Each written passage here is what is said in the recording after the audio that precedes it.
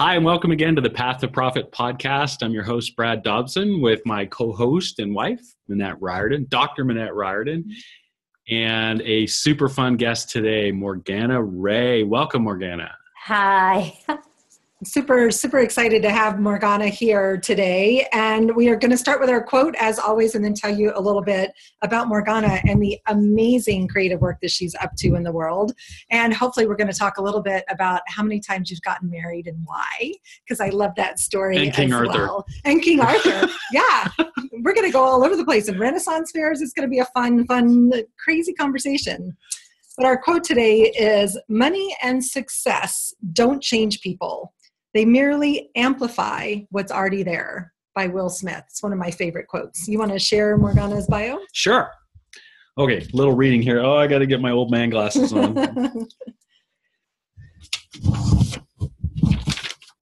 Shuffle. Morgana Rae. Morgana. I got to get the pronunciation. Morgana. You want to start over because you pronounced your name right at the beginning.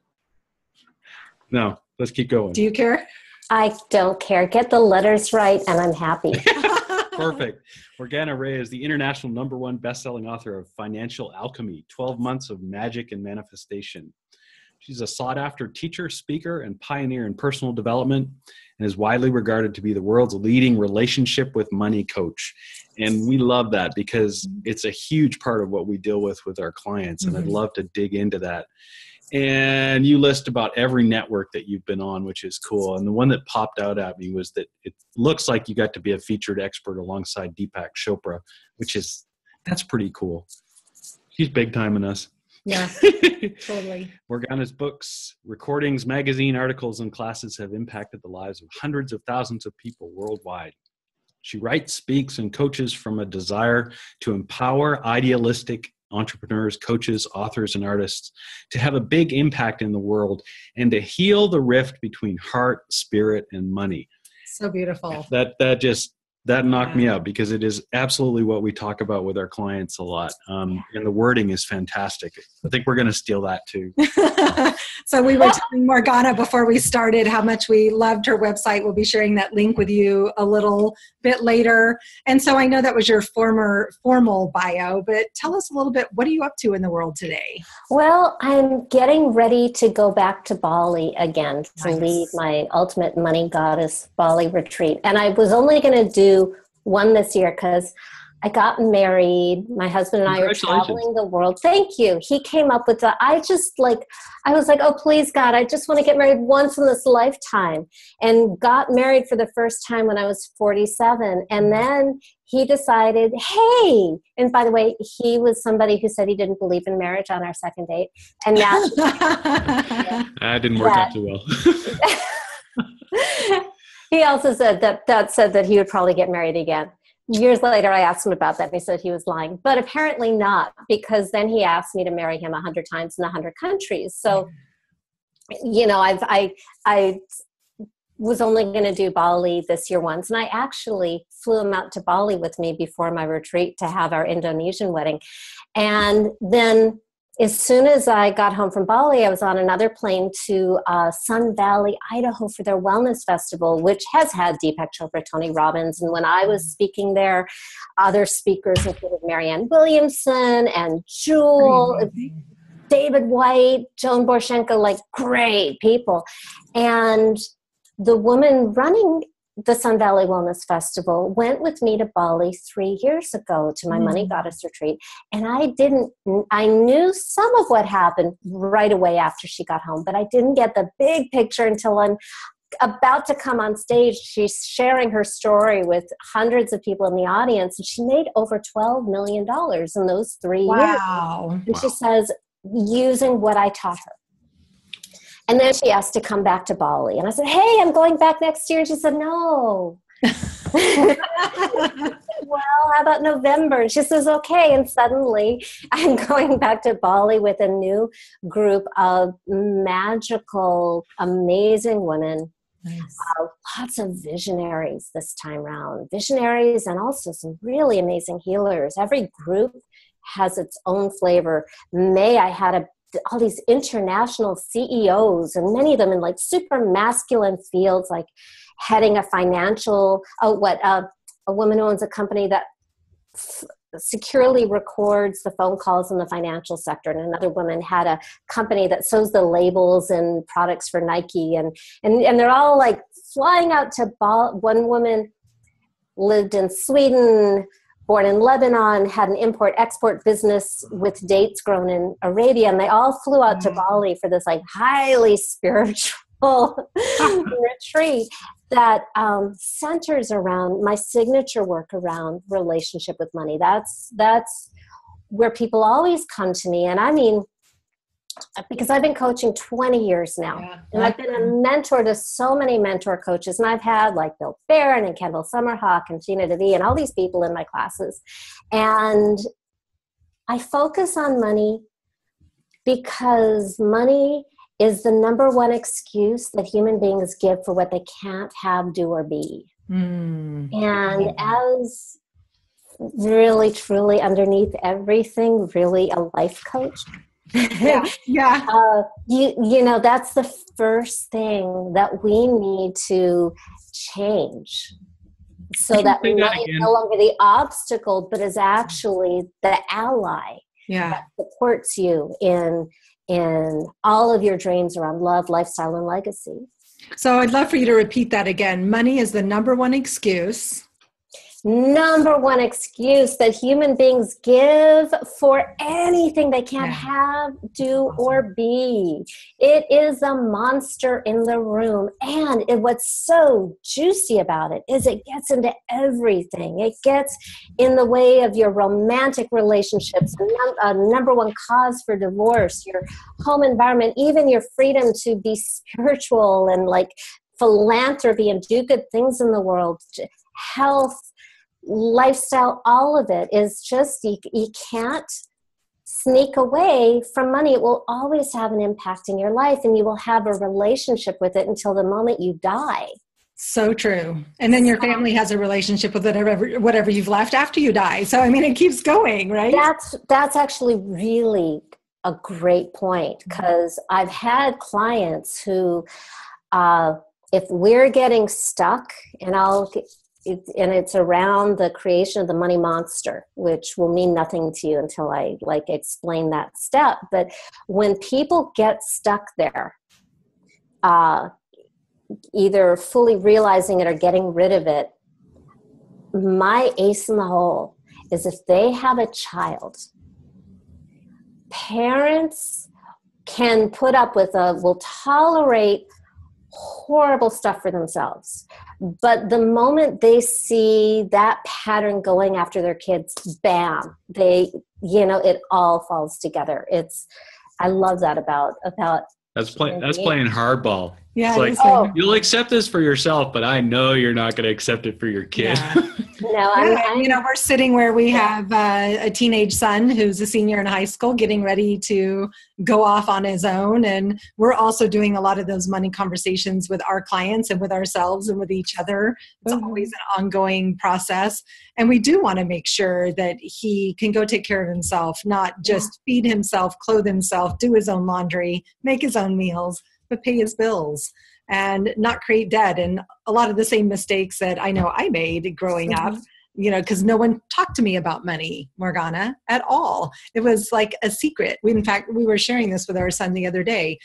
Our parents didn't talk about money with us. I don't even think it was the elephant in the room. It was that elephant was like buried under the living room floor, right? So I love that conversation. But can we go back just for a minute to this idea of you getting married all over the world? Because what I love about your work, and I think the first time I heard you was on somebody's telesummit, probably 5, 7, 8 years ago. It's been a long time. So I've been following you and just in awe of everything that you do, and remember being so touched by what you shared. And it was the first time I really started to see the importance of that spiritual relationship with money, not just the practical relationship, but the inner game part of that. And you talk a lot about love first and then money. Yeah. So what's the connection between that and getting married all over the world? Well, a few things. I mean, first I had to create a relationship with money itself that put love first, because I think that's just my personal highest value. And I had to, in a way, trick myself to being able to have and keep money in my life. I've always been a good student. I did everything I was told, and I was already getting movie star clients and miracles right out of the gate in my coaching career. And the thing that I personally failed at the most dramatically was making money, and not just a little bit. I mean, I was really failing. Even with movie star clients, I was struggling to make $100 a month, which is like pretty impressive in Los Angeles. With a great reputation, great marketing, half a dozen certifications, tons of testimonials, doing everything I was supposed to do. So, and I was this National Merit Scholar, math and science high school major, then religion major in college. Nice. But I like things to make sense. You know, somebody says, do this and get this result. I believe them. And I was failing. And so to my unending annoyance, the key to my prosperity always comes down to the inner game stuff. Yeah. And I see that really with my clients too, because there's a ton of information and training out there on what to do and why are people still poor. And it really comes down to, it's not a doing thing, because if you have to, here's the thing. If you are doing everything that you know you're supposed to do, and you're doing with everything you have, and it's not just money, it's like, this goes for anything, and you are still not getting the results you should be getting, it is not an accident. You are unconsciously protecting yourself from what you want. And you are not a failure, and you are not a loser, and you are also not misguided, because when we dig deep enough, you have really, really good reasons to protect yourself from money, especially. But it also, I did the same process for myself on love, and I met my husband that year. Nice. Right. The same process I do with money, because it's really, the monster is the same thing. But, you know, whatever it is, money, love, health, career, whatever, if you are like doing everything you're supposed to be doing and you're going, why isn't this working for me? I even did this with a woman who came to me in tears for our coaching call, because another month had come by and she got her period, and she had been trying to get pregnant for years. I coached her, and her flow slowed down and went away while we were on the call, and she took a test the next morning and she was pregnant. And now she has 2 kids. So really, we just need to uncover the root cause. And this is really huge, because I know a lot of people out there are saying, change your money story, change your life. No, the root cause is never about money. Money is the symptom. Changing your money story, have fun. You'll notice when I talk about healing the rift between heart, spirit, and money, I'm not even talking about mindset. I don't even care about that. If mindset worked, nobody in America would ever have to go on a diet again.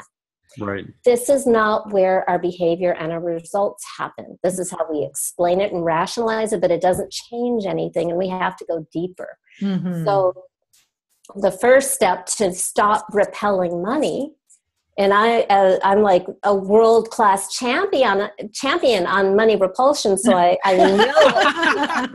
know is to uncover the root cause, the good reasons for pushing it away. And this is really, really important. The reasons we push money away are really not about money. Yeah. Sure. It's what money represents, because honestly, money is made up. It doesn't exist in nature. It's just a kind of a shared collective delusion. Right. One handbag is worth $5 and one is worth $5,000. Yes, we just agree. What money represents, and this is where all of your money issues, whether you don't charge enough or you can't get anyone to pay your fees, or you make millions of dollars and lose more. Yeah. Which I see a lot of too. Yes. You know, so what if you have a 7-figure year and you still end up 50,000 or 500,000 in the red? Been there, done that. So, I mean, we had that big business that was grossing lots and lots of money and we weren't making any. So and it was probably wearing you out. it totally wore us out. Oh yeah. It totally, it was, impacted our marriage, our kids, everything. Yeah. Yeah. I believe, you know, I could talk about that forever. Really, I believe the whole purpose of money is to support love, lifestyle, and legacy. And I'm really growing to favor small and personal over big and bombastic.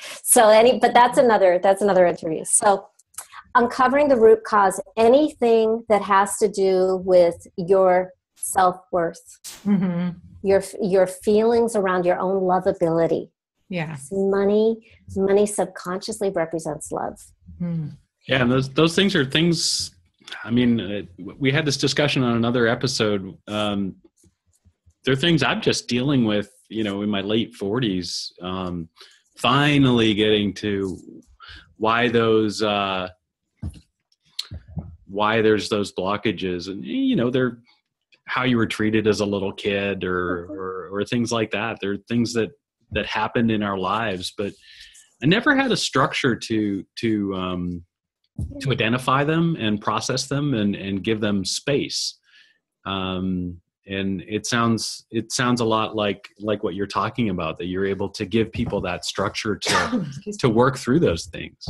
Well, the irony, and I call this process alchemy. I'm not a law of attraction teacher because I've failed at law of attraction. I had the vision for the affirmations, and I was still totally broke. So I love that.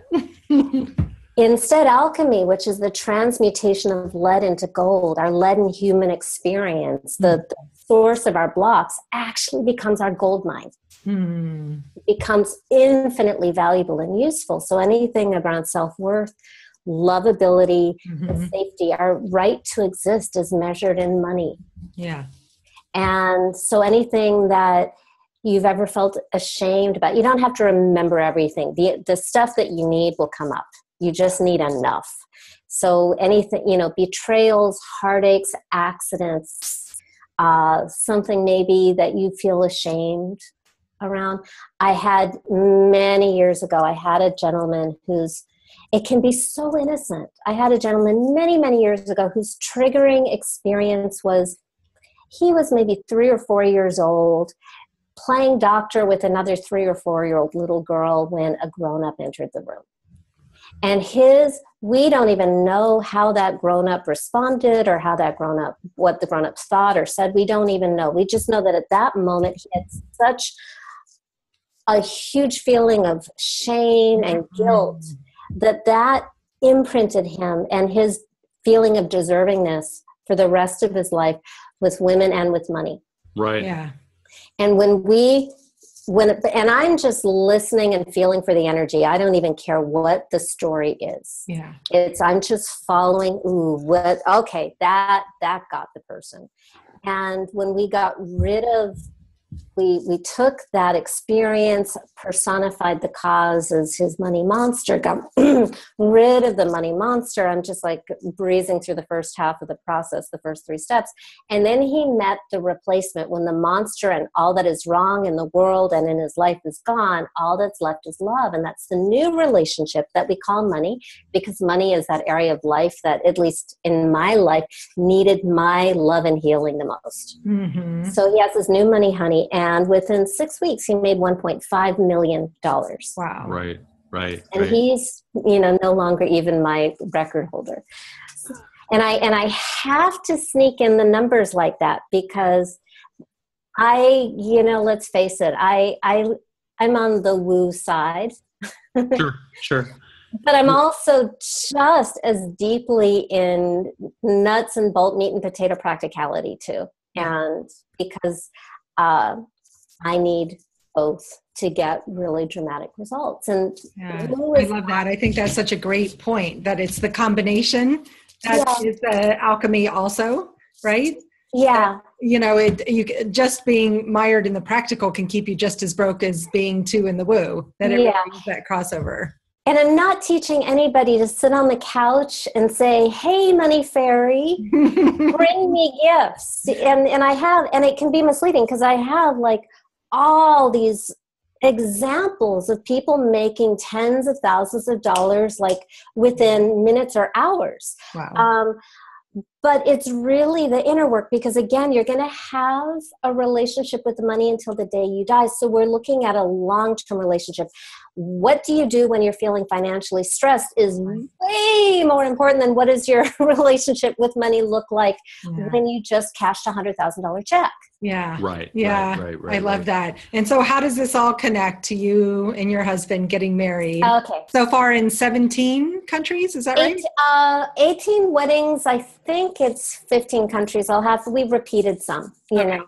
I'll have to go. And also I think we had one wedding in Austin, Texas, which is not technically another country. Yeah, it does. But also I'm like a native Texan, so I claim that, right? it was magical. It was fabulous. And so like Turkey, Croatia, Montenegro, Slovenia. My husband was, we were talking about King Arthur, I think at the top. My husband, get this, girls, my husband is a bona fide knight of the Republic of San Marino. The government knighted him after our 9th wedding. That's so fun. So a couple of things. I think I slipped in earlier that the whole purpose of money is to give you the freedom to focus on the only things that make human beings happy. Yeah. And those are love, lifestyle, and legacy. Mm-hmm. And when money gets in the way of that, then you've got a money monster. Right. I don't care if you're making $1 billion. If your relationships are crap and your lifestyle is crap, that's a monster. I've had clients with tens and hundreds of millions of dollars who were living in loneliness and anxiety. That's not anything to aspire to. It's just a very high level of poverty. Yeah. And if that's unchecked, they will get rid of it. Yeah. Not unknowingly. And so it's really important to get a good relationship with money as early as possible. So back in 2012, I made a decision that, I had known for the longest time that I wanted to travel the world with the love of my life. I just hadn't met him yet. And so in 2012, I was thinking, if I'm going to travel the world with the love of my life, I need far fewer one-on-one clients, and I need to switch all of my physical products to digital. And I did that, and I quadrupled my income, and I met my husband 8 months later. Yeah, I call it my make out with the cute guy business plan. So there was making space. Yeah. And I also, and it was so annoying. Oh my God, I can't tell you. When you know your own stuff because you're coaching other people on it every day. Yeah. And I'm talking about when you're doing everything in your power to get a result and you aren't getting it. And I'm thinking, I'm doing that with love. I'm doing that with love. Oh, I don't want to do it. I don't want to do a love monster. Oh, but I knew it. I knew I had. So I finally did my own 6-step process, but instead of making the monster about money, I made it about love. And I just went into my worst wounds, all the betrayals in my family and friends and romance. And it was so much bigger than any money monster I ever had. And it was harder to kill. And I just did the best job I could. And I met my husband 2 months later. Nice. And in Bali, it's funny. I think the reason this last retreat in May was my favorite. I mean, I keep thinking, oh my God, this is perfect. It can't get any better than this. And then the next group is like, yeah. But this group, for the first time, when I would coach them, because I keep it so tiny so that I can coach every woman there through my process entirely. And if I added one more, my brain would just explode and it would be very messy. But I started coaching them on not calling it a money monster sometimes, just intuitively calling it a love monster or a life monster, just feeling, because it's all the same thing. What I call the money monster is really our relationship with life. Yeah. But the money thing gets our attention, and getting these tangible, countable money results are great for marketing. Right, right. Really great for marketing. So I want to go back. You mentioned King Arthur, and we talked a little bit before we started the recording. So as a young girl, I read every version of the King Arthur stories. And I remember the first time I heard your name, I'm like, had that curious, is there a connection between Morgana and your name and the King Arthur story? So we'd love to have a little glimpse into what that looks like. Sure. Well, like, as we pointed out, the art in the background is by my grandmother, who created the original Renaissance pleasure fair in the Hollywood Hills as a fundraiser for a real lefty public radio in the early 60s. And I was conceived there because I can count the months. Ren Fair baby. She's a Ren Fair baby. I totally am. And I was named after Morgana Rae. Yeah. Which is a horrible name to have as a little kid. I cannot imagine. Morgana Banana. Yeah. Somebody would call me Morgana Banana, and I would burst into tears and go running home. Really. And they didn't have any license plates or pencils or balloons or mugs with my name. No, mine either. I totally get that. So painful. My little sister was named Lisa, and she got it all. And then something happened around, I don't know, the end of high school or the beginning of college, where I grew into my name, or maybe my friends grew into my name, and it started getting kind of cool. Yeah. And now I love it. Yeah. You stepped into that whole Arthurian thing. And so I'm curious, how do you feel like that connection, the name, your grandmother, the Renaissance Fair? Because I notice it does flow through your branding. So talk a little bit about the meaning, the intentionality of that, how you've brought your kind of the Hollywood into your business.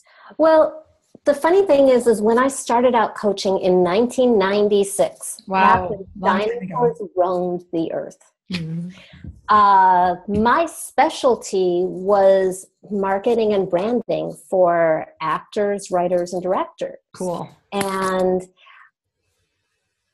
weird, inexplicable things that weren't supposed to happen would happen like that, where clients would be getting acting awards or primetime series without credit. A writer, a housewife from Maryland, got staffed on a primetime hit TV show because I intuitively made a connection, and she was brilliant. First-time director, sold his film for $500,000, which was a lot of money back then. Mm-hmm. And all of this would be within weeks. Wow. So from the beginning 20 years ago, the adjective that everybody always gave me was magical. Mm-hmm. Mm. And then my business is Charmed Life Coaching Inc. I've always gravitated towards the magical branding, really, because that's how my clients describe me. Perfect. I love that. That's so important. Such a great answer. You own it. Yeah. It's what people are telling you, and that's what attracted them to you. Yeah. And there's something else. Like when I first started, studying to become a professional coach, because for the first 6 years I was just doing it for free for a company that was charging a lot of money, and I would just volunteer because I was still an actress and I just needed to take a vacation from the hustle and focusing on myself. It was like to me, it just fed my soul to help other people instead. And then I drank the Kool-Aid and only wanted to do that. It's easier to be happy when you're helping other people. Yeah. So then it's like, I'm going to do this professionally. So I'm going to get all professional, and I'm going to wear business suits that make me look like a middle-aged Midwestern tranny. Business suits. And I got to remember that one. Yeah. And you laugh, but I really mean it.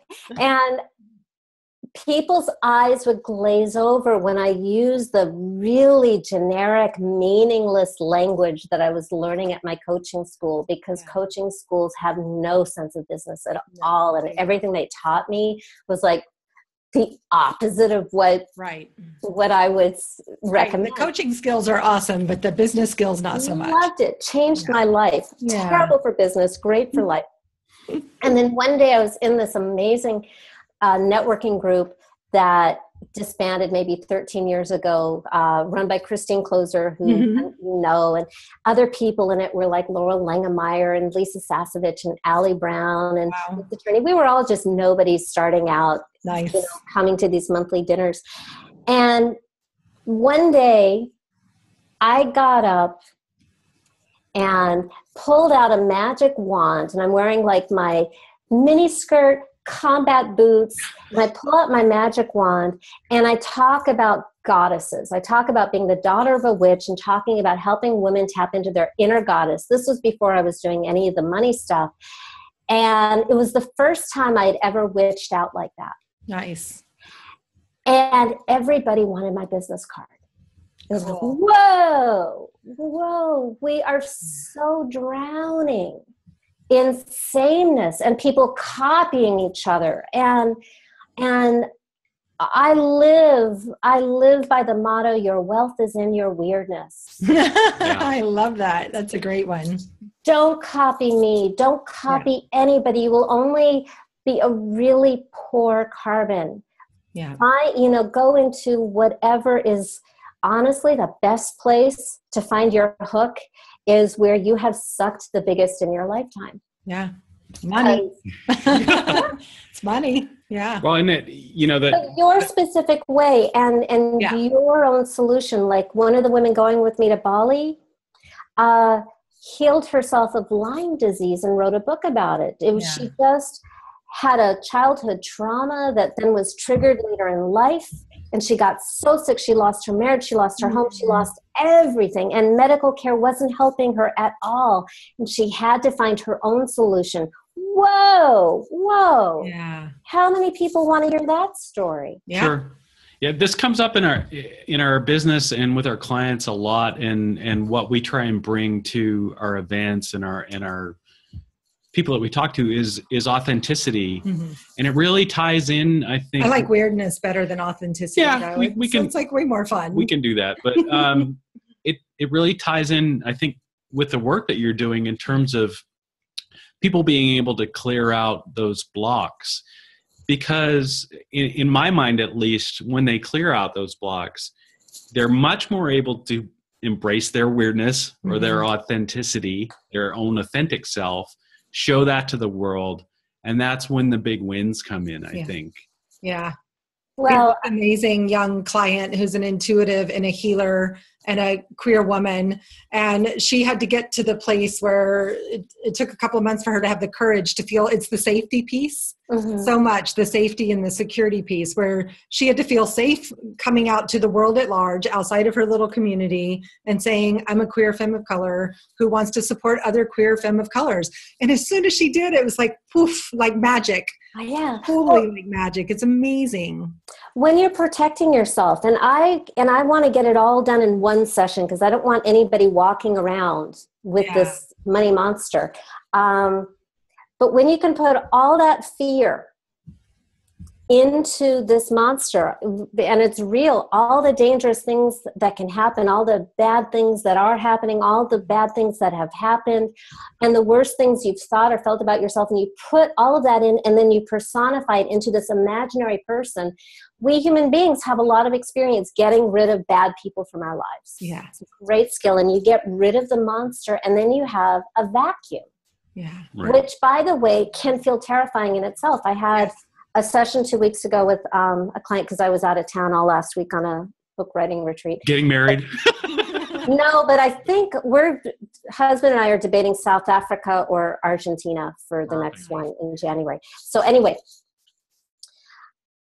when all the bad stuff is gone, destroyed, whatever it takes to get rid of the monster, then you have this new loving relationship with the beloved, what I call the money honey, which works actually best. I only know this because I've coached so many thousands of people. Works best as a lover archetype because you're equals. Mm-hmm. You have the power to break your money honey's heart, which is a lot of power. You have the body, so the responsibility is still with you, but not in a, like, you don't have to earn his or her love. You already have it. It's just, you have the power to push this person away or let that person stay with you. And now when it's a person, you can have a conversation and you can get a lot of very good information. Yeah. And one of the most important pieces, and why this work has been so powerful, not just for money, but also for romance. Like one of the women who went with me to Bali in May, 2 days after, last day of the retreat, she's putting together a 7-figure deal. 2 days later, she met this hot expat and came back for a 6-week bike tour of the Indonesian islands after months and months of not being able to find anybody who interested her. Wow.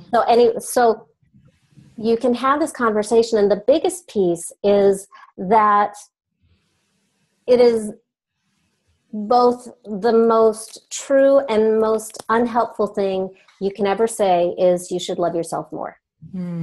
That is true for everybody. And what happens when I hear that is like, great, I'm not even doing that well enough. Must love myself better. It's like, then you beat yourself up with that. Oh, but when you can see yourself through the eyes of your beloved, then you see yourself as you really are.